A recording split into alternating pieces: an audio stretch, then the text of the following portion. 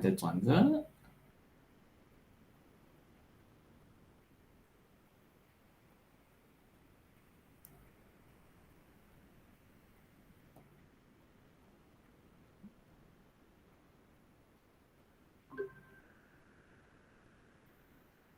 Okey, sudah start recording oh.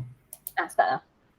Okey, so selamat pagi kepada rakan saya Cikgu Jessica dan kepada pensyarah Puan Fauzia. So saya ini akan ambil kesempatan untuk menjalankan satu temu bual dengan Cikgu Jessica. Saya merupakan seorang guru kaunselor di sekolah saya. Dia akan memberikanlah beberapa contoh kerana dia pun ada menjalankan kelas PTPTR semasa sepanjang pandemik ini. So dipersilakan Cikgu Jessica boleh bagikan macam mana situasi atau contoh-contoh yang semasa menjalankan kelas online dengan murid-muridnya. Okey. Terima kasih Cikgu Loh. So nama yang diberi Jessica Chai dan saya dari SJKC Funyu 4 dan saya seorang guru bimbingan dan kaunseling dengan grade DG41. So seperti apa yang Cikgu Loh cakap tadi, so memang start MCO, so student kami memang melalui sesi pembelajaran atas talian iaitu PDPR. So saya rasa ini memang satu cabaran, bukan untuk cikgu saja, untuk student pun sama. Sebab mereka kena ubah situasi pembelajaran iaitu dari offline ke online. So saya rasa ini memang dia akan macam mana cakap, memang dia akan affect student punya sama ada tingkah laku ataupun dia punya emosi atau dan lain-lain. So sebagai seorang cikgu, saya rasa kami memang ada banyak cara untuk membantu murid untuk meningkatkan keberkesanan PDPR dan memberi motivasi kepada murid dalam kelas.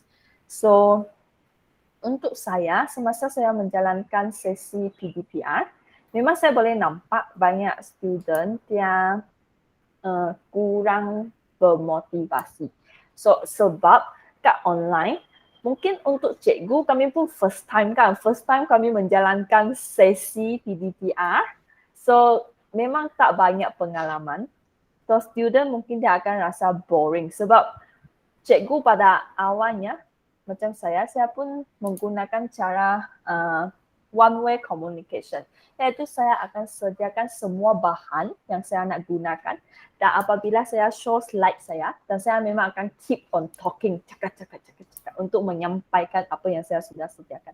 Tapi student dia hanya dengar. So apabila dengar saja, memang dia akan senang untuk lost focus.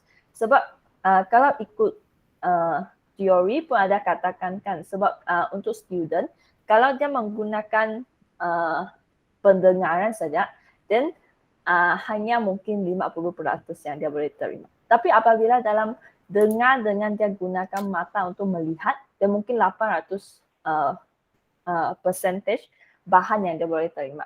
So, dalam online, mungkin dia hanya dengar, so dia senang untuk lost focus. So, untuk sebagai seorang cikgu, contoh cara yang saya gunakan untuk meningkatkan motivasi mereka, contohnya saya akan menggunakan online software seperti Booklet ataupun Quizzy dan lain-lain.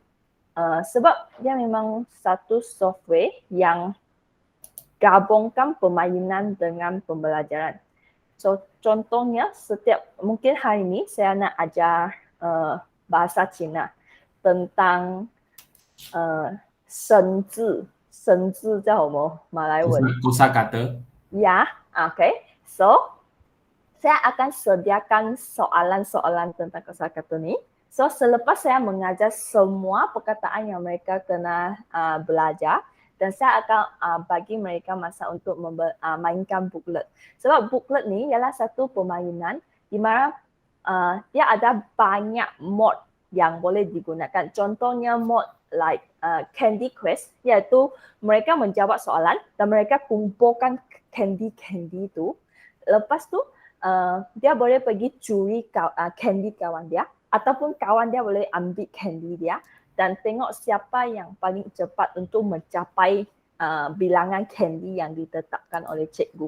So ini akan dalam proses tu student dia boleh ulang kaji apa yang cikgu telah mengajar, dan dia pun merasa seronok, dan ini akan membantu meningkatkan motivasi mereka. Sebabkan dalam teori yang kami boleh faham, kami kena create situasi yang bermotivasi, dan student tu dia akan motivasikan sendiri. Contoh, sebab semua orang ada keinginan kan. Sebab kami memang ada keinginan untuk menang, atau kami ada keinginan untuk mendapatkan ganjaran semua-semua ni kan. So saya rasa software ni dia memang banyak membantu dalam sesi PDPR. So ini salah satu contoh apabila saya menjalankan online teaching. Okey, terima kasih Jessica. So apa yang saya fahami dari Cikgu Jessica, rasa ini pun macam merupakan satu motivasi sebagai macam apa yang saya dipelajari dalam maktab pengguruan. So motivasi ini kalau saya kategorikan mungkin sebagai motivasi extrinsic dari luar untuk bagi dia sebagai motivasi untuk meneruskan dia punya pembelajaran. So after ini motivasi ekstrinsik, mungkin baru dia akan mengembangkan motivasi intrinsik sendiri pelajar di rumah. Dia akan mencari ganjaran sendiri untuk meneruskan kerja rumah ke mensiapkan apa-apa yang dipesan oleh Cikgu Jessica. So seterusnya saya pun notice lah ada mendapati macam pelajar atau murid dia akan lebih sukar untuk mendapat apa yang disampaikan semasa menjalankan ni pembelajaran PTPR, sebab kita tak boleh bergaya semacam dengan kelas fizikal kan.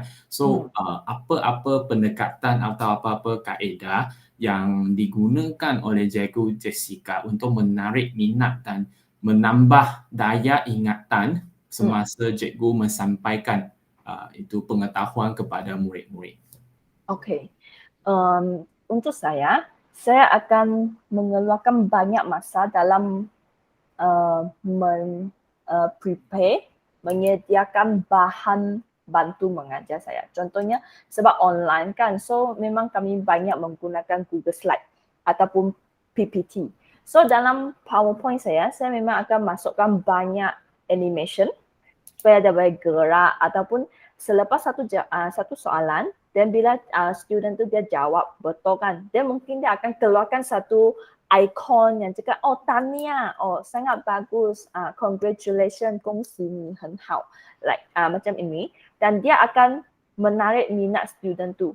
Sebab contohnya untuk pihak sekolah iaitu SJKC Funyu 4, pihak sekolah pun ada menyediakan satu program tentang bengkel PPT 101 Smart Class, kalau tak silap saya nama tu. Sebab Smart Class ni pun salah satu apps yang memang banyak membantu cikgu dalam menyediakan PowerPoint PPT. Dan dalam tu memang ada banyak elemen yang boleh digunakan oleh cikgu untuk menghubung kait dengan student.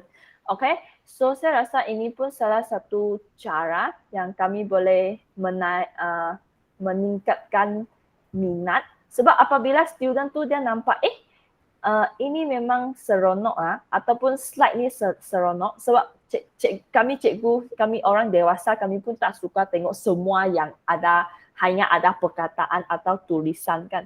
So saya rasa benda yang boleh bergerak tu memang akan banyak menarik minat. So, selain saya pakai Google Slide ataupun PowerPoint, saya pun akan masukkan like YouTube video ataupun saya akan suruh student tu sebab kan kami boleh buka kamera kan. So, saya bagi satu situasi dan suruh mereka yang aksikan. Mereka yang akan demokan. Dan saya cakap, okay, sekarang kamu pergi cari kawan kamu, siapa-siapa nama dia. Dan kamu tengok apa yang dia tengah buat. Dan suruh mereka left comment dalam tu. So, saya memang banyak menggunakan semua elemen yang dalam online supaya saya boleh berinteraksi dengan student saya dan supaya saya boleh tahu sama ada student saya memang bersama dengan saya. So, saya akan suruh mereka left comment ataupun bagi cari kawan dia. Ataupun saya suruh kawan dia, saya bagi tahu dengan kawan dia apa yang kamu perlu buat, apa aksi yang kamu perlu buat dulu supaya nanti dia yang akan jadi like helper, small helper saya untuk mengembirakan sesi PDPR saya. Ya. Okay. Terima kasih Cikgu Jessica. So saya pun buat satu kesimpulan lah untuk apa-apa yang Cikgu Jessica menjalankan. So basically saya faham, mungkin Cikgu Jessica akan menggunakan satu rangsangan yang akan menambah daya ingatan untuk pelajar sebagai macam menambah animation dalam slide Cikgu Jessica untuk menarik minat supaya tidak bosan semasa kelas PDPR ini, dan ini juga akanlah mengaktifkan pelajar murid untuk semasa ini PDPR, semasa itu sesi soal dengan sesi jawab. Okay, so saya rasalah saya banyak bermanfaat selepas membuat ni Google Meet dengan Cikgu Jessica. So itu pun sahaja yang nak berbincang dengan Cikgu Jessica. Terima kasih Cikgu Jessica menerima ajak untuk datang temu buah ini. Thank you Cikgu Jessica. Okay, thank you. Alright. Saya stopkan dulu. Macam mana stop? Stop recording. Okay. 像你要 cut 头